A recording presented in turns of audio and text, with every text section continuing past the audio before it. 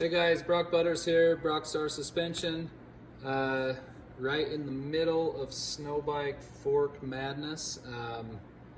And I've been getting quite a few people that tell me that they like my tech tips on Instagram, so we're going big time. We're going to put it on YouTube. So basically, I want to do this not to sell you something you don't need. I know there's a lot of people that get frustrated that, or every year there's so many new people that are getting into the sport and start researching on the internet, and there's hundreds and hundreds of people are trying to sell you something, and at the end of the day you don't know what you need. You don't know if you really need something, or if you're going to buy something that works or something that doesn't work. So basically, I've been doing snowbike suspension since 2015.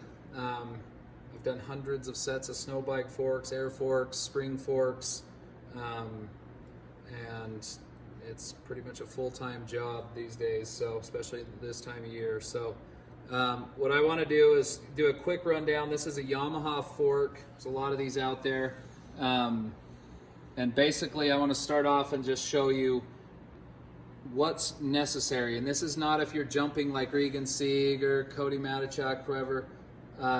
This is just to ride a snow bike. The leverage that a track kit puts on the front end of the bike, the stock forks are not stiff enough. So especially where, if your bike is going to stay a snow bike, this option for a revalve and respring that I'm going to talk about is definitely a good way to go. You're not adding any extra weight to the bike or putting on any parts that could fail. I guess first of all, the stock springs are too soft. Even if you have a motocross bike and it feels too stiff when you ride it off-road and you think, man, this thing's stiff enough, it's not. It's not even close.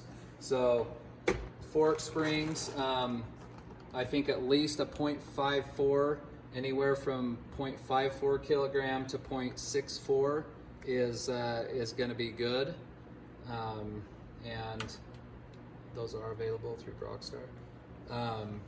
So springs are critical. If you're a guy that's a do-it-yourself guy, you want to do it yourself, you can add springs and you can put thicker, heavier fork oil in your forks, and it's going to be a lot better. It's not going to be the perfect fix. It's still going to blow through the stroke, but it's going to be better. So we're going to have a good, better, best as I go through this. So that, I would say, is a good setup. If you go and ride your fork stock, you can ask Brett Blazer at Timbersled. You can pretty much break your wrists if you hit a hole with stock forks, especially on the Suzuki. So you want to do the suspension, the forks, so for safety, just riding a snow bike, hitting holes, wind lips, riding, even if you're not jumping, you got to have the forks a lot stiffer than stock. So let's go on to for me, better and best kind of run together. Like I think that there's a value that is kind of best, but then I look at it as best, not necessarily necessary, but if you have the money, why not? So my better and best are really close. I think if you're going to go, spend the money, it's you might as well do it right. So basically, for me, to do the forks right, it's not that bad. Price wise, for a set of spring forks like this, you're going to be $300. That's going to include springs, the valving, and the oil, and my years of knowledge and work to set them up. So let's talk about valving. So right here, if you can see, this is your mid-valve piston. This is your compression, your base valve. If you've never seen this, that's where your clicker is. So what happens, these shims, this one has a stack like this that we're going to change as well. But this right here is where the magic happens. So this is way too soft. These are washers that bend. The oil flows through here, you know, when you hit a bump, it's hooked to this rod like this, just for demonstration. I'm going to show you. So what happens is this thing's in the fork, it's got hydraulic oil. You hit that, it's bending those washers. So this is the piston, these are the shims, and this is what's referred to as valving or revalved. So this is your number one best thing to do, is a revalve fork. So I go in and I add a lot thicker and more shims, and it's in a very, very precise location. You know, I'm not just gonna go, let's put the, 10 more here. It's very precise on how slow, how long the duration is, how the fork stays in the stroke. This is where the years of testing and trial and error, come into the setup. So I've got notebooks and pages and of setups that I've tried. So this fork valving, this works for the air forks as well, and spring and air forks. KTM, Yamaha, Honda, Cowie, Suzuki, basically your main bikes, Beta, are all, this right here is where the magic happens. If you watch me on Instagram, you'll see I'm doing this time of year almost every night.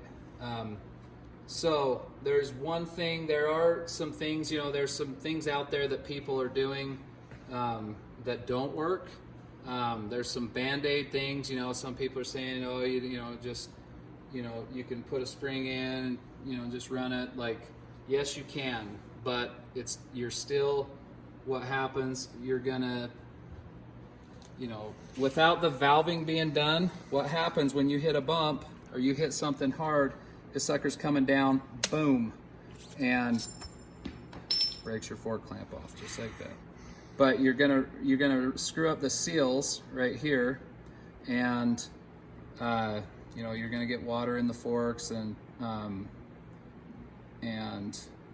you're really hurting. It's really hard on the forks to bottom out super hard. There are some products on the market that put air in the fork, and I want to explain that. So the fork, obviously there's the rest of the cartridge, but just for picture, like we'll say this is the top.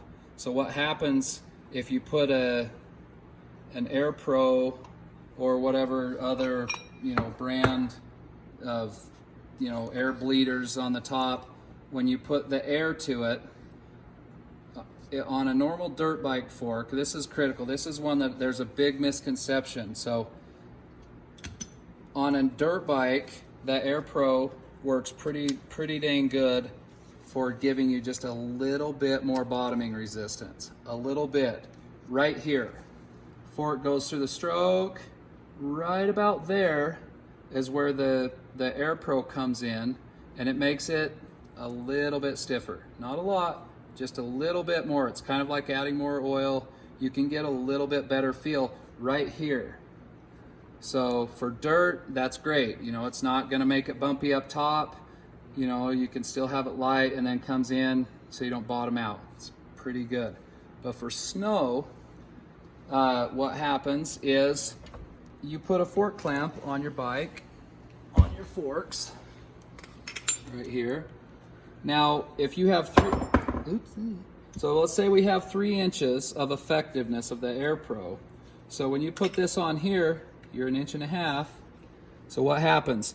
Nothing.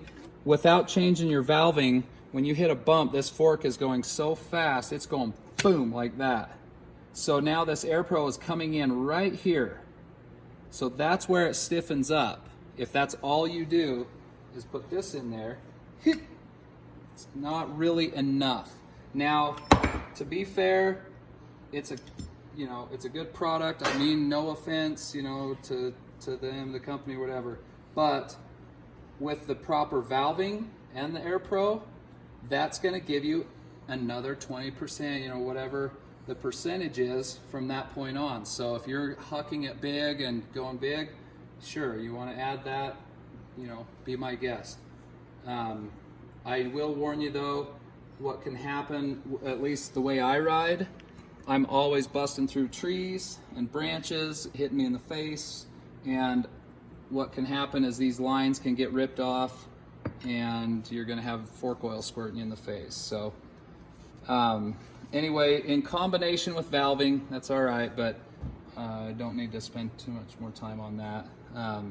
So hopefully that helps. Hopefully that helps you guys to kind of understand what the process is when, you know, when they're saying that your forks need to be revalved or set up for snow. As you can tell, I'm very passionate about suspension, snow bike suspension. I like people to have the right setup when they, you know, when they're out there, and you know, snow biking's not cheap. You know, there's so many things that you have to buy to have a good setup. So that's kind of one of the things that I've done by offering, you know, a $300 better best setup for the forks. That's why you know, that's why we do it here. So I guess while we're at it, I need to talk about the Trio. I don't have one here at the table, but so the Timbersled Trio is also another option. And if you're a guy that is going back and forth each year and you don't live close to me or have a buddy that can do the suspension, the Trio is a really good option for bottoming resistance, that you can put on the forks and leave their valving stock so that you can take it off and go back to dirt in the summer, and all you've got to do is change your fork seals and service them after the winter because you have water in them. You know, if you don't service your forks after the winter and let it sit, a lot of times when I open them up, you've got rust on the springs and some of the parts because these are actually suctioning and you're getting water in the forks. So that's another one more thing, you know, to try and, you know, put the neoprene sleeves or the seal savers on them.